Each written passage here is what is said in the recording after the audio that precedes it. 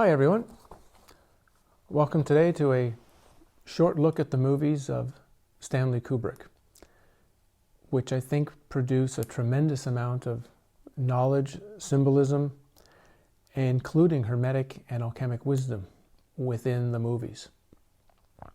And they are in fact real masterpieces, not just of what they're describing, which include things like modern human psychology and sociology, potentially detailing the native Indian destruction, elite control of humanity, even potentially that he faked the 1969 moon landing. But they are actually masterpieces in themselves, in the way they've been created and the way the filming itself produces the art. So in this short video, I'm going to take a look at the first 10 minutes of his last film, Eyes Wide Shut. Just that 10 minutes in order to show you the incredible amount of symbolism and detail that Kubrick is putting into all of his movies, with the hope that you will go back and start looking into all of them. And while I feel he has three masterpieces, Eyes Wide Shut, 2001: A Space Odyssey, and The Shining, I wanted to just, originally I was going to do this as a chapter in one of my books, and it was going to be 40 pages as I went through detail upon detail of all of these movies. But for a video like this, I just want to give you a short taste of this information and let you look into it for yourself. It's important when you watch a Kubrick movie, particularly any of his movies since Lolita. All of those movies, well, there's been 8 or 9 of them, in a sense, they're one continuous movie. They're pieces of one puzzle. You can't analyze one of the movies separately from the rest.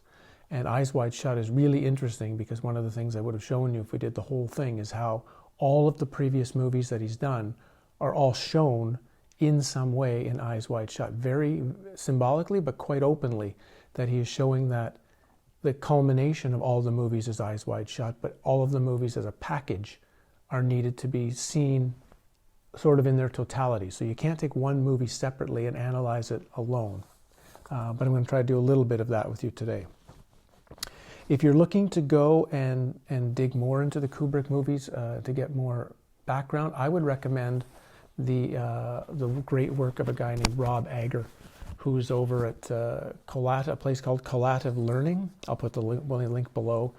He's gone through not just Kubrick movies, but hundreds of movies in incredible detail. But he's the one I think that's really come to understand a lot of what Kubrick was doing. Not everything, but he has really managed to dig into a lot of the hidden layers that Kubrick was putting in these movies. So I highly recommend looking at his website or the videos that are on the web channel. He was the first one to come to present that the monolith in 2001 was the movie screen, and that the entire movie of 2001 was a movie within a movie. And so he's done a great job. He's also done a great job with The Shining, but we're just going to focus on Eyes Wide Shut. You can also look at some things like Vigilant Citizen. They had some really good reviews of Eyes Wide Shut.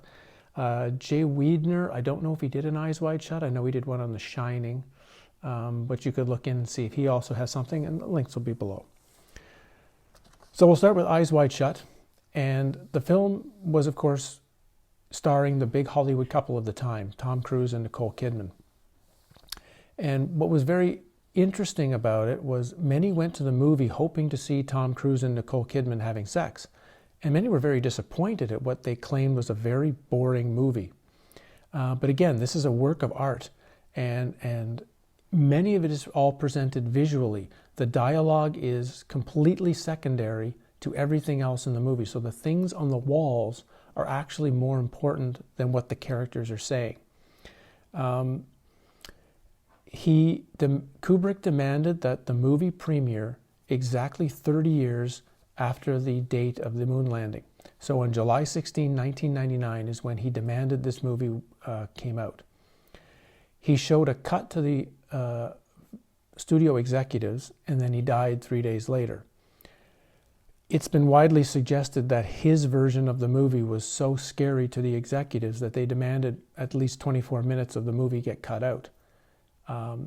So the story goes, Kubrick refused, and 3 days later was found dead. Oddly remember that shortly after a movie came out called Wag the Dog, where Dustin Hoffman is playing a director who's asked to fake an event.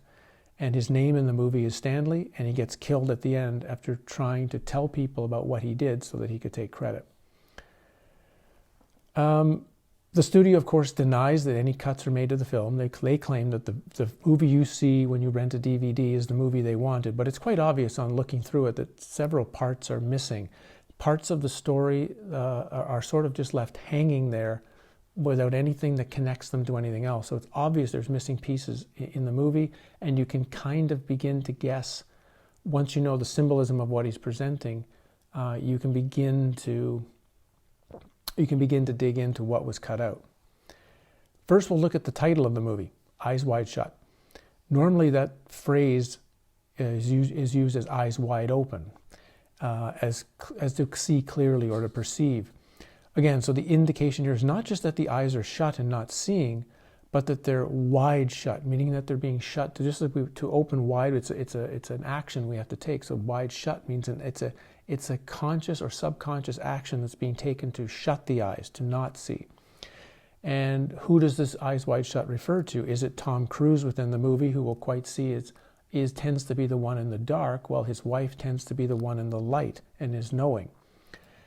One suggestion about this movie title is that the entire movie is in fact a dream Tom Cruise is having, that no part of the movie is in Tom Cruise's reality, that it's all a dream. And that's a very interesting aspect, and that would again take a complete video examination of how the movie could be viewed as a complete dream. But remember, this comes from a novel by Austrian author Arthur Schnitzer entitled Traumnovelle, or meaning dream novella. And so in one sense we could be seeing that Cruise is dreaming, or of course the title is referring to the audience. It's the audience who's watching the movie who has their eyes wide shut, who is thinking that they're watching a movie as opposed to a presentation of their actual reality, that when they leave the movie theater, what they're seeing on the screen is the reality that they live in day-to-day life without knowing it, that Kubrick is showing them behind the scenes. Kubrick is pulling the curtains apart like Wizard of Oz and showing them behind the scenes, and by not acknowledging it, it's humans who have their eyes wide shut. So let us look at the opening 10 minutes, and we will examine the incredible symbolism. The movie starts and ends, interestingly, with a black screen, and that is symbolizing the monolith from 2001: A Space Odyssey. The credits appear as white on top of the black backboard. And again, Rob Anger was the first one to understand that the monolith in 2001 represents the knowledge and change within the movie itself that can be found when the viewer watches it. So it's a very complex idea, but again, he's starting the movie with the monolith indicating that the knowledge you're seeking is in the movie itself, that digging through and analyzing the movie, what we're doing right now, will lead to knowledge and understanding. It's a very subtle message that Kubrick is portraying. And I've seen this happen in a couple of other movies and things I'm going to do analysis on. One is Donnie Darko, great movie, and it also starts with the monolith on the screen. The television show Lost also started every episode except the final episode with the monolith. And so people have asked me to do analysis of those, and I will get to them in upcoming weeks or months. So the opening scene of the movie, I'm just going to describe the opening scene we're going to talk about.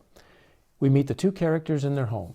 Tom Cruise playing Dr. Bill Halford, and Kidman, his wife Alice. Now the name Alice, of course, likely refers to the novel Alice in Wonderland, she who follows the rabbit down the rabbit hole and through the looking glass of the world behind the world. Alice is the first to be shown in the movie, and she's shown fully in light, framed by two pillars and has red drapes. There's also two tennis rackets leaning against the wall. Most suggest this is a metaphor to her playing a game, but I'm going to explain what those rackets mean in just a moment. When we see Bill, the Cruise character appears next, and he is in the dark. Alice is started in the light, Bill is started in the dark. He stands by a dresser, and there he has one tennis racket, and that tennis racket is still zipped up in the case. So all we see is the racket case. He then walks past a painting of a garden gateway in his very modern Manhattan home, which so far no one's explained how he's had the money to pay for it. He asks his wife where his wallet is. She tells him. They go out to meet the babysitter and their daughter before going out for the night to a party, Ziegler's first party. So that's the first opening scene of the movie. Let's look at it in detail. So it starts from the very beginning, and the first image that Kubrick presents us is Alice undressing. And in fact, one of the first images we get is her dropping the dress and her naked ass staring at us in the face, with the idea that most viewers' eyes are directed to that, and they're not seeing everything around it, all the symbolism that's being presented in that very scene. The first detail is that she's going to undress and drop her dress in the exact same way that the women at the Somerton orgy will drop their dresses later in the movie. It's really subtle. You have to watch them carefully and notice it's the exact same motion. So it's obviously an indication that Alice is linked. Either she is one of those women that were there at the scene, or at least she used to be, because this scene is revealing the exact same motion. She's wearing a black dress in front of red drapes. And again, this mirrors what we're seeing at the last part of the movie, and the red will also become important in a moment. The two pillars on each side are representing a symbolic temple doorway. So as such, you can also see that she is standing inside a temple. The temple is with light. The temple has the red, which we will see is moving towards knowledge. I'll explain that in a moment. And in a sense, Alice is a goddess from this standpoint. So you're getting an initial image of Isis or Hathor or a Greek goddess. That's the image that's being presented to you, that she's the one that's going to have the knowledge. You notice that a mirror is right beside her, and mirrors will be very important in the course of the movie, as they are in all Kubrick movies.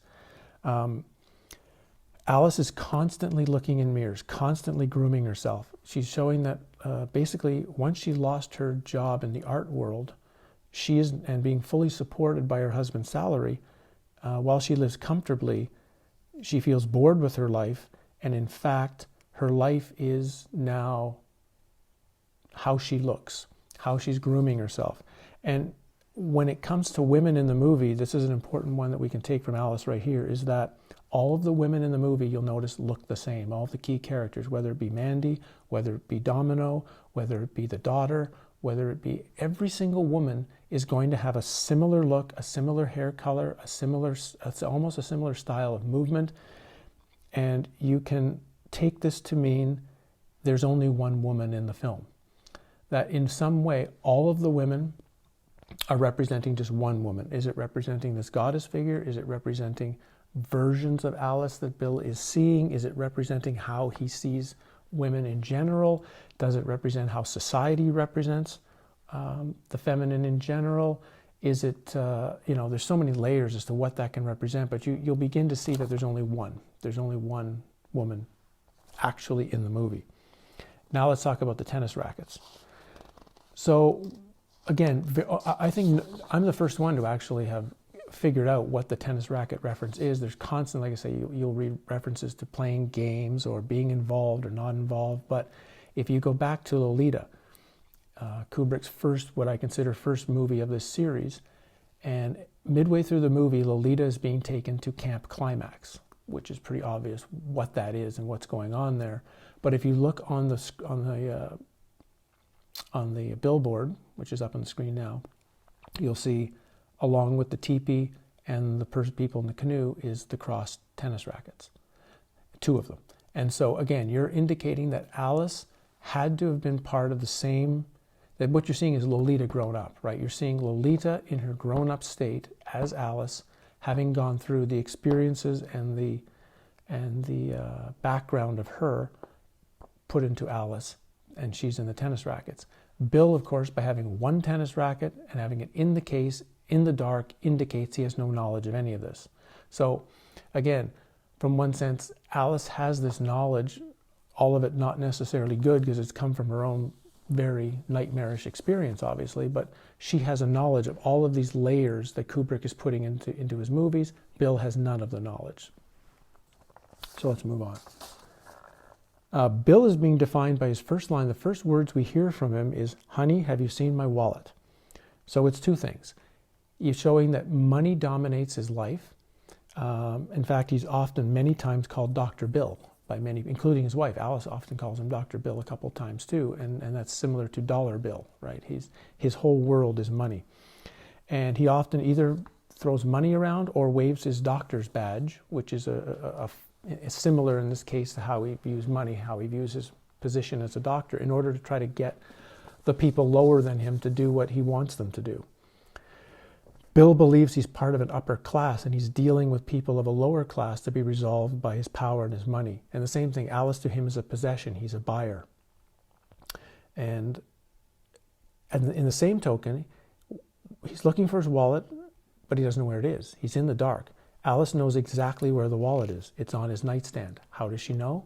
Hard to know, but you will notice in the course of the movie, Alice seems to know where Bill is all the time, what he's doing, what's going on in his life. Remember, right at the moment he's in the scene with the prostitute, just before something might happen, Alice calls him at that exact second, as if she knows exactly where he is and what's going on. So not only does she have knowledge, she seems to have almost a psychic knowledge regarding him and his world. Bill also doesn't know the name of the babysitter, asks who the babysitter is. And again, Alice has all of this information, all the phone numbers. She is in complete control. Bill is in the dark. We can go through their daughter next. Their daughter is named Helena.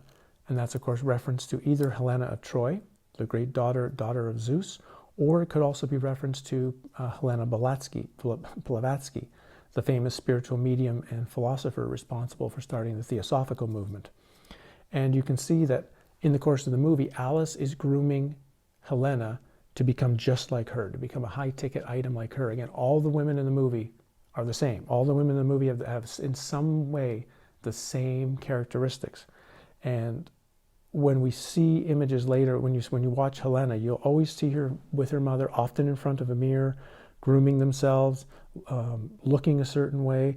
And when she's doing the math problem, remember the question that that is read aloud when she's trying to determine the problem. It's how to calculate which boy has more money than the other. So again, all of these subtle clues are coming together to give you an information of what's going on behind the scenes. The grooming that's happening of the females in the movie, which of course link to the women you see at the Somerton party at the end of the movie. And you got to remember, at Bill's office, we see a photo of Helena in a purple dress, exactly the same as the one that you saw the night before their father was out with on the night out. So you're seeing, again, all of the movies being tied in together of Kubrick's message in the women of this film. Also, make sure you pay attention to the paintings, even in the house as they walk out. All the paintings in their house, and there's lots of them, were all painted by Kubrick's wife Christine, and they almost all depict flowers or food, making making it sort of a discussion of consumption or a discussion of earthliness attempted in their home. But when you look at Victor Ziegler's house and his party, you're going to see none of those kind of things. It's going to be all antique china and glass cases, winged statues of Cupid and Psyche in the stairwell, Renaissance bronzes upstairs. And when you see the house in Somerton, you'll notice it's all hung with tapestries and oil paintings of stern patriarchs and various historical styles. So you're noticing, you have to notice what's on the walls, why it's on the walls, and very often you'll notice a painting on the wall is mirroring what's happening in the experience in the movie. So early in the scene, as they're walking down the hallway of their house, you'll see a basket of fruit on a table. Behind them is a painting of a basket of fruit on a table. So again, Kubrick is trying to tell you to pay attention to the paintings, that the paintings are not there as just background information. They are part of the information in the story itself. And that will reveal itself again in the act after this one, where Bill is visiting, is trying to help Mandy the prostitute, who is whacked out on drugs on that couch, and behind her is a woman in the exact same pose on a similar couch. So the painting and what's in front of it mirrors each other, and you have to keep this understanding that you have to watch this movie a number of times, because not only do you have to first know what goes on in front of the camera that you see here, then you've got to watch the other ones, start noticing what's happening on the sides and the background, what's there, what's happening, who's doing what, because it all ties in. None of it is by accident. I also want you to notice how often that Christmas trees and Christmas lights appear in the movie. In every single scene there will be Christmas trees or Christmas lights, except in the Somerton mansion. Only when they have the big orgy scene at the end, where the elites are gathering, are there no Christmas lights. And again, you're seeing something symbolic of, you've got the Christmas lights representing what you might see as like a fake world, or the lie of society, the lie of religion and societal ideas, and playing games within this reality, as opposed to the people who are behind the reality and in control of it have no interest in any of these societal games. That they are literally, that's where the rainbow ends, right? Where the fairy tale version of life stops, and a more real and in fact more nightmarish understanding of this reality is revealed to you. So there's the first 10 minutes of the movie, and the expensive detail. The next scenes after this take place in the first party at Victor Ziegler's mansion, and I just want to mention a couple of things just to get you going if you want to watch the movie now and go on a little bit further. And that's see that the movie is really designed around these two parties, the party at Ziegler and the one that takes place at the end, near the end of the movie, and that these two parties are linked. That the same people who are at one will be at the other. One party is the outward party, the one that they sort of show the world, and the other party is the one they have where they're behind closed doors. Again, this links back to so many of his films that are all also revolve around parties and interactions. And in fact, Lolita has key elements of the movie all take place at what you might call these societal type parties and functions. So again, you're watching the thread of this party idea of these gatherings, and what the gatherings might mean or not mean, what's being shown, what's not being shown. So just a couple of things to just quickly mention. So watch the party scenes again. Notice how Bill and Alice have a discussion when they first get there. Bill saying, very interestingly, that he doesn't know a soul here. Now, does that mean he doesn't know anyone? Or in some way he can respond to, he knows that all the people at the party are soulless. Interesting. So think about that. Again, watch the character dialogue, watch the interactions. And Alice then immediately asks him, why do you think Ziegler invites us to these parties? And it's sort of taken, I think, by the average viewer as more like a comment, more like just something to say in conversation. But if you take it as a real question that she's asking Bill, and if you think she's got the answer, she knows why they're being invited. She's wondering if Bill does. If you change the inflection of the question to, why do you think Ziegler invites us to these parties, with the question of why, asking for Bill's deeper response, she knows the answer. She's seeing if Bill knows the answer. So you're going back to this light-dark thing. Notice again that when he meets his friend, the only one he knows there, that Nick Nightingale, who becomes almost like the rabbit for Bill in Alice in Wonderland, that Alice quickly runs away, almost as if she knows Nightingale and is afraid to be acknowledged by him. So watch that interaction, how quickly, claiming to go to a bathroom, but she goes quickly to the bar, and to the bar where she meets Sandor Savast, and of course you can go through all the detail of who this character likely represents and what's going on there. But notice that the scene itself is basically out of place in the movie, the way the movie sits now. That scene is very long, very detailed, but doesn't really tell you much other than some symbolistic factors of the name and the interaction and what's going on there. But it's almost sure that there should have been another scene somewhere else in the movie where the two of them are interacting again, and if that scene was still in the movie, this scene would make complete sense. So you're looking for, you're not just looking what's in the movie, you're trying to take what's in the movie and figure out what's not there that would have explained more of what you're seeing. So I think that's where I will leave it at that point. Just to get you to think about maybe watching this movie and with different eyes. Again, go and read Rob Agger's stuff.